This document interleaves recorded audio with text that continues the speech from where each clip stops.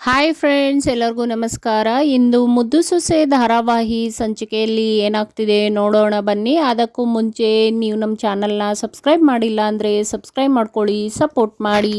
ವಿದ್ಯಾ ರೂಮಲ್ಲಿ ನನ್ನ ಡಾಕ್ಟರ್ ಆಗೋ ಕನಸು ಇಲ್ಲಿಗೆ ನಿಂತೋಯ್ತಲ್ಲ ಅಂತ ತುಂಬ ಬೇಜಾರು ಮಾಡಿಕೊಂಡು ಅಜ್ಜಿ ಮಾತಾಡಿರೋದನ್ನ ನೆನಪಿಸ್ಕೋತಾ ಇರ್ತಾಳೆ. ಒಂದು ಪ್ರಶ್ನೆ ಬಿಡದೆ ಎಲ್ಲ ಬರೆದ್ಬಿಟ್ಟು ಬಾ ಅಂತ ಪರೀಕ್ಷೆ ಬರೆಯುವಾಗ ಹೇಳಿ ಕಳಿಸಿರೋದನ್ನ, ಮತ್ತು ಸಾವಿತ್ರಿ ಅವರು ನೀವು ಫೇಲ್ ಆಗಬೇಕು ಅಂತ ಹೇಳಿ ಕಳಿಸಿರೋದು, ಹಿಂದೆ ನಡೆದಿರೋ ಎಲ್ಲ ಘಟನೆಗಳು, ಅವ್ರ ಮಾವ ಹೇಳಿರೋದನ್ನ, ಗಂಡ ಹೇಳಿರೋದು ಎಲ್ಲ ಮಾತುಗಳನ್ನು ನೆನಪಿಸ್ಕೊಂಡು ತುಂಬ ದುಃಖ ಪಡ್ತಾ ಕೂತಿರ್ತಾಳೆ.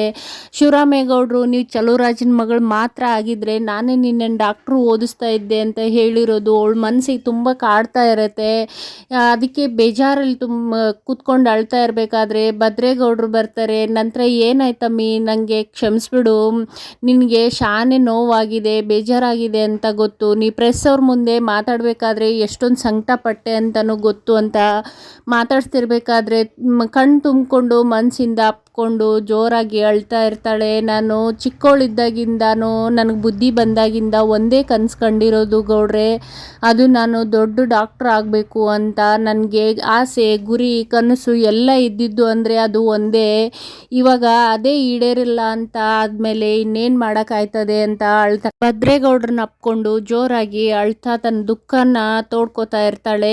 ಇತ್ತ ಸುಭಾಸ ಬಾರಲ್ಲಿ ಹೋಗ್ಬಿಟ್ಟು ಕುಡ್ಕೊಂಡು ಕುಣ್ದಾಡ್ಕೊಂಡು ಎಂಜಾಯ್ ಮಾಡ್ತಾ ಇರ್ತಾನೆ. ಹೋಗಿ ಹೋಗಿ ಡ್ಯಾನ್ಸ್ ಮಾಡಿಕೊಂಡು ಎಲ್ಲರ ಜೊತೆ ಇದು ಮಾಡಿಕೊಂಡು ತರಲೆ ಮಾಡಿಕೊಂಡು ತನ್ನ ಕೆಟ್ಟ ಚಟಗಳನ್ನ ಬಿಡದೆ ಇನ್ನೂ ಕೆಟ್ಟ ದಾರಿನಲ್ಲೇ ಹೋಗ್ತಾ ಇರಬೇಕಾದ್ರೆ ರಜನಿ ಅನ್ನೋ ಒಂದು ಹುಡುಗಿ ಸವಾಸ ಶುರು ಆಗುತ್ತೆ. ಅವಳು ಬಂದು ಅವಳನ್ನ ಫ್ರೆಂಡ್ ಮಾಡ್ಕೋತಾ ಇದ್ದೀನಿ ಅಂತ ಹೇಳ್ತಾಳೆ.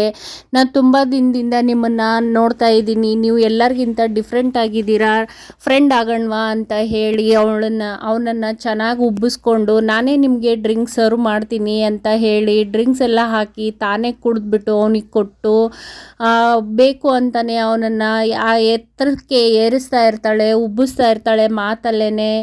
ಇತ್ತ ಶಿವರಾಮೇಗೌಡ್ರ ಮಗ ಭದ್ರೇಗೌಡ ಕೂಡ ವಿದ್ಯಾಗೆ ನಿನ್ನ ಕನಸು ಇಲ್ಲಿಗೆ ಮುಗ್ದೋಯ್ತು ಅಂತ ಯಾರು ಕಣಮ್ಮಿ ಹೇಳಿರೋದು ನಿನಗೆ ಅಂದಾಗ, ಇನ್ನೇನು ಗೌಡ್ರೆ ಓದೋಕ್ಕಾಗೋದಿಲ್ಲ ಅಂತ ಮಾವಯ್ಯ ಹೇಳಿದ್ಮೇಲೆ ಇನ್ನೇನು ಮುಗ್ದಂಗೆ ಅಲ್ವೇ ಅಂತ ಕೇಳ್ತಾ ಇರ್ತಾಳೆ. ಅದಕ್ಕೆ ಭದ್ರೇಗೌಡ, ಇಲ್ಲ ಕಣಮ್ಮಿ, ನಾನು ನಿನಗೆ ದೊಡ್ಡ ಡಾಕ್ಟ್ರ್ ಮಾಡ್ತೀನಿ ಅಂತ ಮಾತು ಕೊಟ್ಟವ್ನಿ ಅಂತ ಅಂದಮೇಲೆ ನಾನು ನಿನಗೆ ಓದಿಸ್ತೀನಿ, ಎಷ್ಟಾದರೂ ಕಷ್ಟ ಆದರೂ ಪರವಾಗಿಲ್ಲ, ನಾನು ನಿನ್ನನ್ನು ಡಾಕ್ಟ್ರ್ ಮಾಡೇ ಮಾಡ್ತೀನಿ ಕಣಮ್ಮಿ ಅಂದಾಗ ವಿದ್ಯಾ ಒಂದು ಕಡೆ ಖುಷಿ ಆಗ್ತಾ ಇರುತ್ತೆ, ಒಂದು ಕಡೆ ಆತಂಕನೂ ಆಗ್ತಾ ಇರುತ್ತೆ. ಏನು ಗೌಡ್ರೆ ದಿಟ ಹೇಳ್ತಾ ಇದ್ದೀರಾ, ಮೊದಲೇ ನಾನು ಬೇಜಾರಲ್ಲಿದ್ದೀನಿ, ಮತ್ತೆ ನೀವು ಆಸೆಗಳು ಹುಟ್ಟಿಸ್ಬಿಟ್ಟು ನನಗೆ ನಿರಾಸೆ ಆಗೋ ಥರ ಮಾಡಬೇಡಿ, ಅಟ್ಟಿಯವ್ರು ಇದಕ್ಕೆಲ್ಲ ಒಪ್ಕೋತಾರ ಅಂತ ಕೇಳಿದಾಗ ಭದ್ರೇಗೌಡರು, ಹೂ ಕಣಮ್ಮಿ, ನಿನ್ನನ್ನು ಓದಿಸ್ತೀನಿ ಅಂತ ಹೇಳ್ತಿರ್ತಾನೆ. ಇತ್ತ ಬಾರಲ್ಲಿ ರಂಜಿನಿ ಸರಿಯಾಗಿ ಸುಭಾಸನಿಗೆ ಕುಡಿಸ್ತಾ ಇರ್ತಾಳೆ. ಕುಡಿದ ಮತ್ತಲ್ಲಿ ಇಷ್ಟೊತ್ತು 1 ಗಂಟೆ ಕುಡ್ದಿರೋದು ವೇಸ್ಟ್ ಆಗೋಯ್ತು, ಯಾಕೆ ಇಷ್ಟೊತ್ತು ಕುಡ್ದಿರೋದ್ರಲ್ಲಿ ಕಿಕ್ಕೇ ಇರಲಿಲ್ಲ, ಇವಾಗ ನೋಡಿ ಕಿಕ್ಕೆ ಇರ್ತಾ ಇದೆ, ಮೋಸ್ಟ್ಲಿ ನೀವು ಸರ್ವ್ ಮಾಡಿ ಕುಡಿದು ಕೊಡ್ತಾ ಇದ್ದೀರಲ್ವಾ, ನಿಮ್ಮ ಫೀಲಿಂಗಲ್ಲಿ ಇದೆಲ್ಲ ಇರಬೇಕು ಅಂತ ಸುಭಾಸ ಕೂಡ ಮಾತಾಡ್ತಿರ್ತಾನೆ. ಇತ್ತ ಭದ್ರೇಗೌಡ ಕೂಡ, ನೀನಿವಾಗ ಬಸ್ರಿ ಕಣಮ್ಮಿ, ನನ್ನ ಮಗಳನ್ನ ನಿನ್ನ ಹೊಟ್ಟೆನಲ್ಲಿ ಇಟ್ಕೊಂಡು ಇದು ಮಾಡ್ತಾ ಇದೀಯಾ, ಈಗ ನಿಂದೇನೇ ಆಸೆ ಇದ್ದರೂ ಪೂರೈಸೋದು ನನ್ನ ಕರ್ತವ್ಯ, ಅದು ಏನಾದರೂ ಆಗಲಿ, ಅಟ್ಟಿನಲ್ಲಿ ಯಾರು ಏನೇ ಹೇಳಿದ್ರು ನಾನು ನಿನಗೆ ಮಾತು ಕೊಡ್ತಾ ಇದ್ದೀನಿ, ನಿನ್ನನ್ನು ಡಾಕ್ಟ್ರು ಓದಿಸ್ತೀನಿ, ಈ ಟೈಮಲ್ಲಿ ನೀನು ಖುಷಿಯಾಗಿರಬೇಕು ಕಣಮ್ಮಿ, ಇದೆಲ್ಲ ಬಿಡು, ನೀನು ನಗ್ನಗ್ತಾ ಇರು, ಇಲ್ಲ ಅಂದರೆ ನನ್ನ ಮಗಳಿಗೆ ತೊಂದರೆ ಆದಿತ್ತು ಅಂತ ಹೇಳಿ ಹೊಟ್ಟೆ ಹತ್ರ ತನ್ನ ಕಿವಿ ಇಟ್ಟು, ಮಗಳೇ ಬೇಗ ಹೊರಗಡೆ ಬಾ, ನಿಮ್ಮ ಅವನಿಗೆ ಡಾಕ್ಟ್ರು ಓದಿಸೋಣ, ಇಬ್ಬರು ಸೇರಿ ಡಾಕ್ಟ್ರ್ ಮಾಡೋಣ ನಿಮ್ಮ ತಾಯಿನ ಅಂತ ಹೇಳ್ದಾಗ ವಿದ್ಯಾ ನಡೆದಿರೋದು ಹಿಂದಿನ ಘಟನೆಗಳೆಲ್ಲ ನೆನೆಸ್ಕೊಂಡು ಮನಸ್ಸಲ್ಲಿ ಹಿಂಸೆ ಮಾಡ್ಕೋತಾ ಇರ್ತಾಳೆ.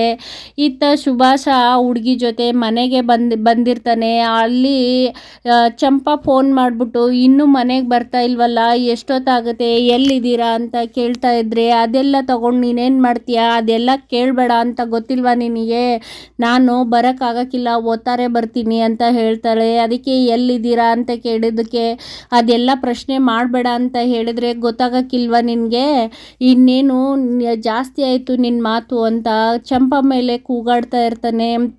ಅದಕ್ಕೆ ಚಂಪಾ ಇನ್ನೂ ಊಟ ಮಾಡಿಲ್ಲ ಕಣ್ರಿ, ನಿಮಗೋಸ್ಕರ ಕಾಯ್ತಾ ಇದ್ದೀನಿ ಅಂದಾಗ, ನೀನು ಯಾಕೆ ಕಾಯ್ತಾ ಇದೀಯಾ, ತಿಂದು ಬಿದ್ಕೋ, ನಾನು ಬರೋಕ್ಕಿಲ್ಲ ಅಂತ ಫೋನ್ ಕಟ್ ಮಾಡ್ತಾನೆ. ನಂತರ ಆ ಹುಡುಗಿ ಇವನನ್ನು ಸರಿಯಾಗಿ ಮೇಲೆ ಏರಿಸ್ತಾ ಇರ್ತಾಳೆ. ನೀವು ಯಾಕೆ ಬೇಜಾರು ಮಾಡ್ಕೋತಾ ಇದ್ದೀರಾ, ನಾನಿರುವಾಗ ಬೇಜಾರಿಗೆ ಜಾಗನೇ ಇಲ್ಲ, ಟೈಮ್ ಯಾಕೆ ವೇಸ್ಟ್ ಮಾಡ್ತಾ ಇದ್ದೀರಾ, ಖುಷಿಯಾಗಿರಿ ಅಂತ ಹೇಳಿ ಕರ್ಕೊಂಡು ಹೋಗ್ತಾಳೆ. ಇತ್ತ ವಿದ್ಯಾ ಮಾರನೇ ದಿನ ಬೆಳಗ್ಗೆ ಎದ್ದು ಸ್ನಾನಕ್ಕೆ ಅಂತ ಹೋದಾಗ ಬಟ್ಟೆ ತೆಗೆದುಕೊಂಡು ತುಂಬ ಫೀಲ್ ಮಾಡ್ತಾಳೆ. ನನ್ನ ಗಂಡನಿಗೆ ಮೋಸ ಮಾಡ್ತಾ ಇದ್ದೀನಿ, ನಾನೆಂತ ಹೆಂಡ್ತಿ, ಇಷ್ಟೊಂದು ಪಿರುತಿ ಮಾಡೋ ಗಂಡನಿಗೆ ಮೋಸ ಮಾಡ್ತಾ ಇದ್ದೀನಿ, ಇದಕ್ಕೆ ಯಾವಾಗಪ್ಪ ಕೊನೆ, ಇದಕ್ಕೆ ಕೊನೆನೇ ಇಲ್ವಾ ಅಂತ ಬೇಜಾರು ಮಾಡಿಕೊಂಡು ಅಲ್ಲಿ ಬಟ್ಟೆ ಹಾಕಿಬಿಟ್ಟು ಸ್ನಾನಕ್ಕೆ ಅಂತ ಹೋಗ್ತಾ ಇರ್ತಾಳೆ. ಇತ್ತ ಚಂಪಾ ಅಡುಗೆ ಮನೆಯಲ್ಲಿ ಕಾಫಿ ಮಾಡ್ತಾ ಇರಬೇಕಾದ್ರೇ ವಿದ್ಯಾ ಬರ್ತಾಳೆ. ಏನು ಮಾಡ್ತಾ ಇದೀಯಾ ಅಂತ ಕೇಳಿದಾಗ ಕಾಫಿ ಮಾಡ್ತಾ ಇದ್ದೀನಿ ಬಾರಕ್ಕ ಅಂದು ಅವಳು ಹೊಟ್ಟೆ ನೋಡ್ಬಿಟ್ಟು, ಏನಕ್ಕ ನಿನ್ನ ಬಟ್ಟೆ ಎಲ್ಲಿದೆ, ಸುಳ್ಳನ್ನು ಮರೆ ಮಾಚಬೇಕು ಅಂದರೆ ಎಷ್ಟು ಕಷ್ಟ ಅಂತ ಗೊತ್ತಿದ್ರೂ ಇಷ್ಟೊಂದು ಮೈ ಮರ್ತಿದೆಯಲ್ಲ, ಬಟ್ಟೆ ಎಲ್ಲಿ ಅಂತ ಹೇಳಿದಾಗ, ಅಯ್ಯೋ ಚಂಪಾ ನಾನು ಸ್ನಾನ ಮಾಡಬೇಕಾದ್ರೆ ಬಿಚ್ಬಿಟ್ಟು ಬಚ್ಚಲಲ್ಲಿ ಇಟ್ಟಿದ್ದೆ, ಅಲ್ಲೇ ಇದೆ ಅಂತ ಅನಿಸುತ್ತೆ, ಹಾಗೆ ಮರ್ತು ಬಂದುಬಿಟ್ಟಿದ್ದೀನಿ, ನಮ್ಮ ಗೌಡ್ರು ಬೇರೆ ಅಲ್ಲೇ ಇದ್ದಾರೆ ಮಲ್ಕೊಂಡಿದ್ರು ಅಂತ ಹೇಳಿದಾಗ, ಬಿರ್ನೆ ಹೋಗಿ ಹಾಕೊಂಬಾಕ ಅಂತ ಕಳಿಸ್ತಾ ಇರಬೇಕಾದ್ರೇ ಅಷ್ಟರಲ್ಲೇ ಈಶ್ವರಿ ಮತ್ತು ಚಿತ್ರ ಧ್ವನಿ ಕೇಳಿಸುತ್ತೆ. ಹಾಗೆ ಆ ಕಡೆ ತಿರುಗಿಕೊಂಡು ಪಾತ್ರೆ ಎಲ್ಲ ಇರೋ ಕಡೆ ನಿಂತ್ಕೋತಾಳೆ. ನಂತರ ಇದನ್ನು ನೋಡಿ ಚಂಪಾವನು ಗಾಬರಿಯಿಂದ ಇರ್ತಾಳೆ. ಆಗ ಈಶ್ವರಿ ಬಂದ್ಬಿಟ್ಟು, ಏನು ಮಾಡ್ತಾ ಇದ್ದೀರಾ ಅಂದಾಗ, ಕಾಫಿ ಮಾಡ್ತಾ ಇದ್ವಿ ಅತ್ತೆ ಅಂತ ಹೆದರ್ಕೊಂಡೆ ಹೇಳ್ತಿರ್ತಾಳೆ. ಅದಕ್ಕೆ ಯಾಕೆ ಇಬ್ಬರು ಇಷ್ಟೊಂದು ಕೂತ್ಕೊಂಡು ಕಾಫಿ ಮಾಡ್ತಿದ್ದೀರಾ ಅಂತ ಕೇಳಿದ್ವಿ. ನಂತರ ಸುಭಾಷ ಎದ್ನ ಒಂದು ಮುಖ್ಯವಾದ ಕೆಲಸ ಇದೆ ಅಂತ ಹೇಳ್ತಿದ್ದ ಅಂತ ಮಾತಾಡ್ತಿದ್ದಾಗ, ಇಲ್ಲ ಅತ್ತೆ ಅವ್ರು ನಿನ್ನೆ ಮನೆಗೆ ಬಂದಿಲ್ಲ ಅಂತ ಹೇಳ್ತಿರ್ತಾಳೆ. ಅವಳು ಪದೇ ಪದೇ ಅತ್ತೆ ಅನ್ನೋದಕ್ಕೆ ಈಶ್ವರಿಗೆ ಸಿಟ್ಟು ಮಾಡಿಕೊಂಡು ಬಿರ್ನೆ ಸಕ್ಕರೆ ಒಸಿ ಕಮ್ಮಿ ಹಾಕ್ಬಿಟ್ಟು ಕಾಫಿ ಮಾಡಿ ತಗೋಬಾ ಅಂತ ಹೇಳ್ತಾರೆ. ಆಯಿತು ಅತ್ತೆ, ನೀವು ಒಂದು 5 ನಿಮಿಷ ಹೊರಗಡೆ ಕೂತಿರಿ, ನಾನು ತಗೋಬರ್ತೀನಿ ಅಂತ ಕಳಿಸ್ತಾಳೆ. ಇದೆಲ್ಲ ಚಿತ್ರ ಈಶ್ವರಿ ಹತ್ರ ನೋಡ್ದೇನವ, ಅವರಿಬ್ಬರು ಮುಖ ಒಳ್ಳೆ ಕಳ್ಳರ ಥರ ಇತ್ತು, ಏನೋ ಮುಚ್ಚಿಡ್ತಿದ್ದಾರೆ, ವಿಷಯ ಇದೆ ಅಂತ ಅನ್ನಿಸ್ತಾ ಇಲ್ವಾ ಅಂದಾಗ, ಈಶ್ವರಿ ಒಂದ್ಕಿತ ಅನುಮಾನ ಬಂದಮೇಲೆ ಅದನ್ನ ಅಲ್ಲೇ ಬಗೆಹರಿಸ್ಕೊಂಬರ್ಬೇಕು ಬಾ ಅಂತ ಹೇಳಿ ಅಡುಗೆ ಮನೆಗೆ ಕರ್ಕೊಂಡು ಹೋಗ್ತಾಳೆ. ಆಗ ಕಾಫಿ ಆಗ್ತಾ ಇದ್ದಾಗ, ಲೇ ಚಂಪಾ ಅಂತ ಜೋರಾಗಿ ಹೇಳಿದ್ದಕ್ಕೆ ಹೆದರ್ಕೊಂಡು ಅದನ್ನು ಪಾತ್ರೆ ಎಲ್ಲ ಕೈ ಬಿಟ್ಬಿಡ್ತಾಳೆ. ಯಾಕೆ ಅಷ್ಟೊಂದು ಹೆದರ್ಕೊಂಡೆ, ಏನಕ್ಕೆ ಅಂತ ಕೇಳ್ತಿದ್ದಾಗ, ನಾನು ನಿನಗೆ ಹೇಳಿದ್ದು ಚಂಪಾ ಅಂತ ತಾನೇ, ನೀನು ಏನಕ್ಕೆ ಇಷ್ಟೊಂದು ಹೆದರ್ಕೊಂಡೆ ಅಂತ ಬೈತಿರ್ತಾಳೆ.